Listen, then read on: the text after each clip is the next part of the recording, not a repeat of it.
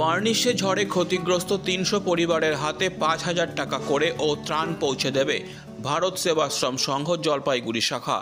ভারত সেবাশ্রম সংঘের জলপাইগুড়ি শাখার ৪৮তম বার্ষিক উৎসব আগামী ২৫ থেকে ২৮শে এপ্রিল অনুষ্ঠিত হবে আশ্রম প্রাঙ্গণে।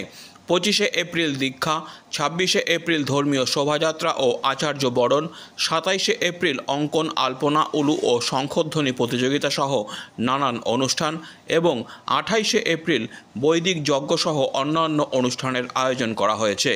এ বিষয়ে ভারত সেবাশ্রম সংঘের জলপাইগুড়ি শাখার সম্পাদক বিশ্বপ্রেমানন্দজি মহারাজ বলেন, আগামী ২৫ থেকে ২৮শে এপ্রিল ভারত সেবাশ্রম সংঘে বিভিন্ন অনুষ্ঠানের আয়োজন করা হবে।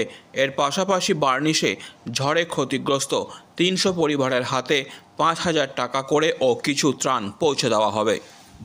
অনুষ্ঠান শুরু হচ্ছে এপ্রিল মাসের ২৫, ২৬, ২৭, ২৮। আচ্ছা, কি হচ্ছে? প্রতি বছর যেরকম হয়, ২৫ তারিখে দীক্ষা হবে, ২৬ তারিখে শোভাযাত্রা, আচার্য বরণ, ২৭ তারিখে এবারে স্কুলে ২৫ বছর, তাই বিশেষ প্রোগ্রাম, দুবেলা অঙ্কন, উলুধ্বনি, শঙ্খধ্বনি সব প্রতিযোগিতা, আলপনা প্রতিযোগিতা, আর ২৮ তারিখে যজ্ঞ। এবার ঝড়ে ক্ষতিগ্রস্তদের যখন টর্নেডোটা হয় ময়নাগুড়িতে, তখন আমার প্রচণ্ড প্রোগ্রাম ছিল, আমি বাইরেই ছিলাম। তারপরে তখন সরকারিভাবে বেসরকারিভাবে নানারকমভাবে সকলে আসছিল। আমি এটা অপেক্ষা করতেই আমাকে হলো, কারণ আমার প্রোগ্রাম এত ছিল।